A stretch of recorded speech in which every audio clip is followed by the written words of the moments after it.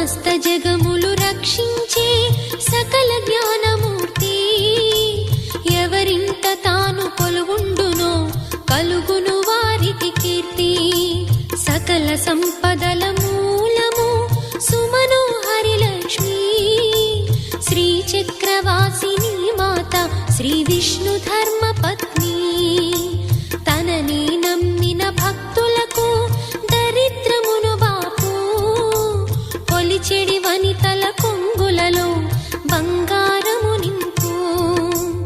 అష్టలక్ష్ముల రూపున అవతారం దాల్చినది, కష్టములను తొలగించగా భూమిలో వెలసినది.